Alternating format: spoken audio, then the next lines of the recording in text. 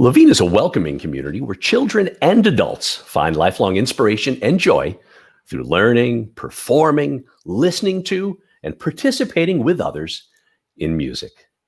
I'm joined now at the GFA by the chair of the guitar department at Levine Music, Risa Carlson. Risa, welcome. Thanks for joining us.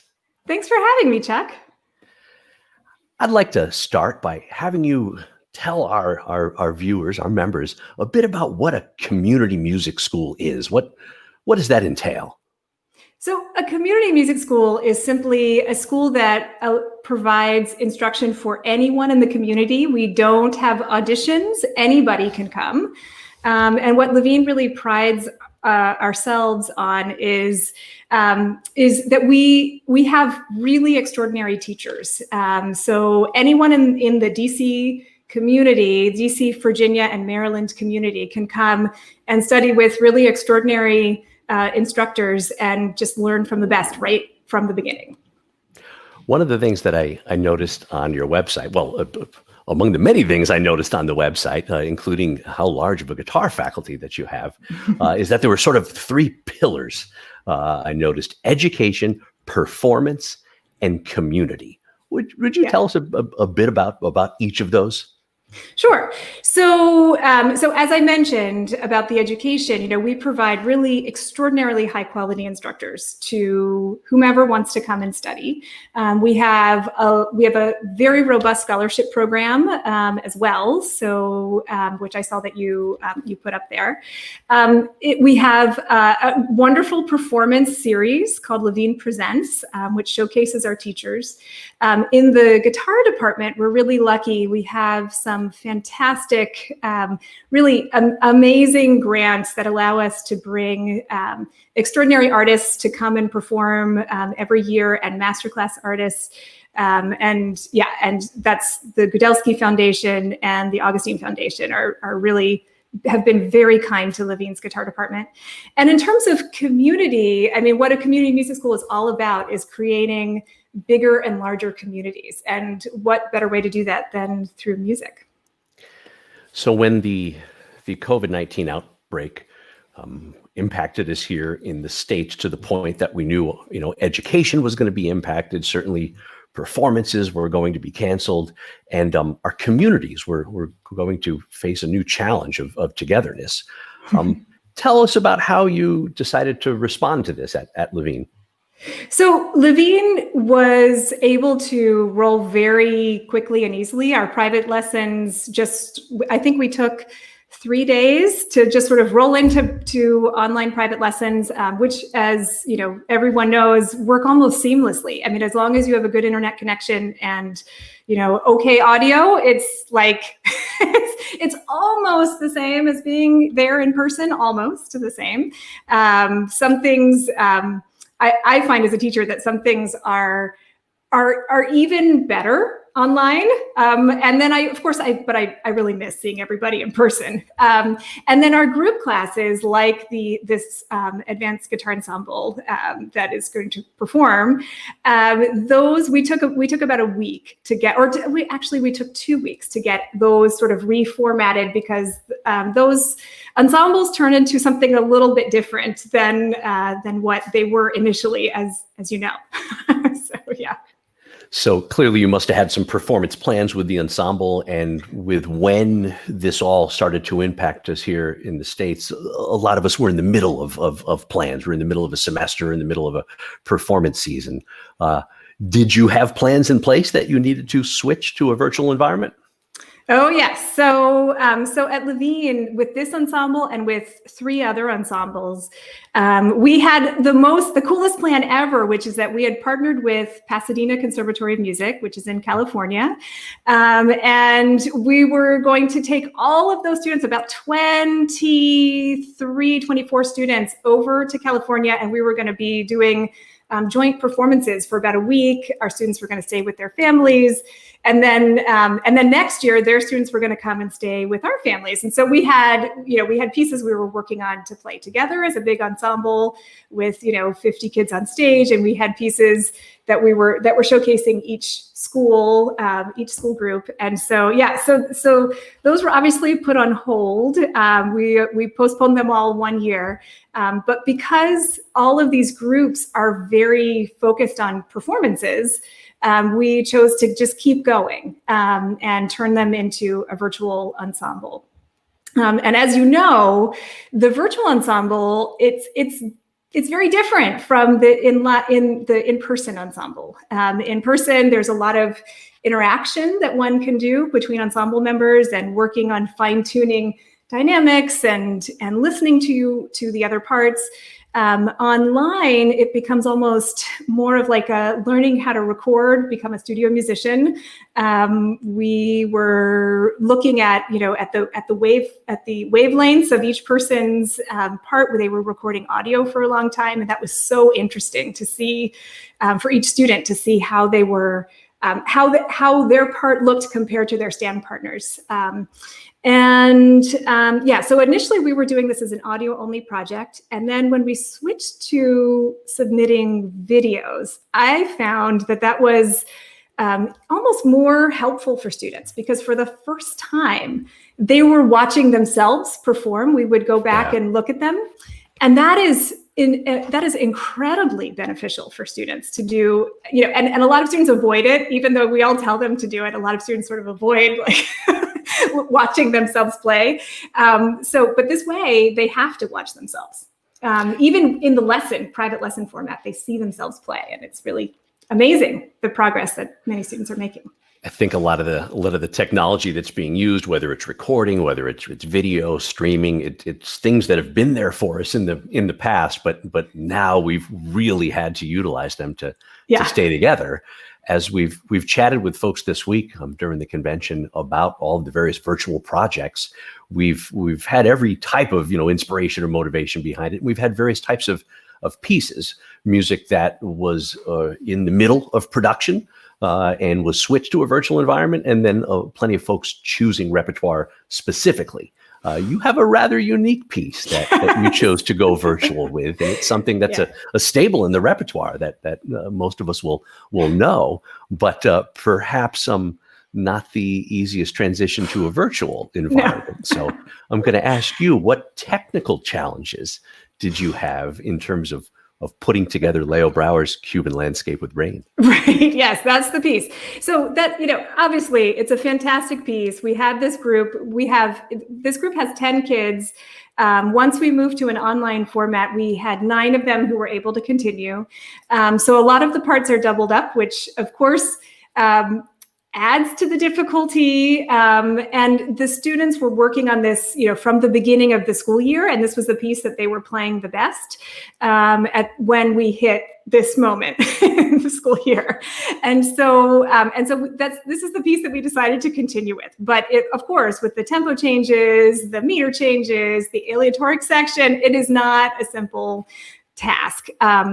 What we have found is at the beginning of the school year, I had partnered up students who had either the tendency to play slightly ahead of the beat and students who had the tendency to play slightly behind the beat in an effort to get them to all sort of equalize and meet in the middle. Right. And that works really well when you're there in person. One of the biggest challenges we've had with this one is that because everyone is at home and they're listening only to themselves play, even though they're playing with, they're listening to a recording, but those tendencies tend to be exaggerated a little bit. And so that's one of the things we kept on saying, like, we need one more video from this person and that person. So just because the students will tend to just always be too ahead or too behind. So, but it's, the way that we did this is when they listened to the audio track, I created, like an audio track that just like sort of they listen to, where I'm counting into certain new sections. And then for, like section for those of you who are familiar, section F and G, where it starts, suddenly there is no meter, the meter is 0, and it's like start 15 seconds after the last one started, that kind of thing. So I just cue. So, which we had a plan of action beforehand, like, listen to them play their cell of notes 3 times before you start, but it's hard to do that when you're sitting at home and you're not actually watching the person next to you. Such a new learning experience that must have been for all of the musicians. Really just a whole new format in how to work. What kind of feedback did you get from students? How did this project impact them? What did it mean for them? So I will tell you that the way that I structure the class is I have the students, we use music first, and the students submit audio or video, but for a while it was audio recordings of themselves through music first. And then before class, I would take them all out and I would stack them up. I used Audacity just because it was a simple program. And then we would start our rehearsal listening to the recording. And I would have them watch the actual sound files so they could see, who was playing what. And I could, mute or unmute certain people, and I could say, see what happens here. And I could we use Zoom at Levine, so I could use the annotation feature to circle on my screen Very share. Cool. And it sort of looked like, like a football coach, with the X's and the O's and the lines through things. But it was really, we would start out doing that. And then we would move into let's as a group look at what we need to do here and here. And then I would break everybody out into either individual rooms, or I would break out parts into rooms, and we would kind of work on things separately. What I noticed is that when the group got a chance to listen to themselves playing, the smiles on their faces were just it made all of the work, because it's hours of extra work. It made the work so worthwhile. I mean, this is why we're all in music, because we want to create these connections, have students just fall in love with music and what it does for them. I mean, we all miss being in person, but the fact that we can connect still, even through in this way, is it's so impactful for the entire community. It fills me up, it fills them up. It's just wonderful. So yeah. I think one of the most common themes that's popped up as we've chatted about all of these projects this week is that there's aspects of the process that will remain. People have enjoyed or learned or found a new way to work and grow, and a new way to extend their community. Yeah. I've probably led you there already with your last response, but what was your favorite part of this whole thing? Maybe something that jumped out of the project, or maybe even something that surprised you. I think what I found surprising is that some students were much more focused, which was shocking to me, actually, because I thought that it would be so much easier to be more distracted. I mean, there definitely are. It's easy to get distracted with the screen in front of you, no matter what. And that happens. But I found that certain students the students who had a tendency to kind of hide behind their stand partner because they're just a little bit less confident of their abilities, they obviously were not able to do that in this format. And so I was noticing that some students were pushing themselves much farther and were working at a much higher level than they ever had before, which was really great to see. So, so that surprised me, because I was expecting less of that.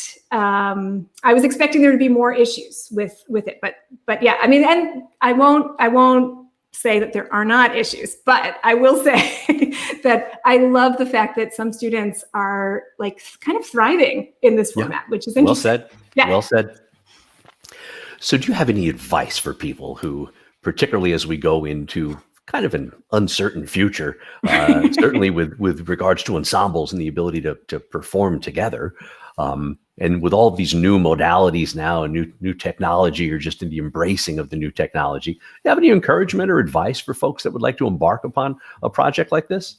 Sure. Yeah. I would say, first of all, start with just audio only. The video tile format is a lot more it's a lot more technical, and we are actually, for our group, we are using our video guy who's at Levine. So it's requiring some more professional expertise than I personally have. It's not in my skill set.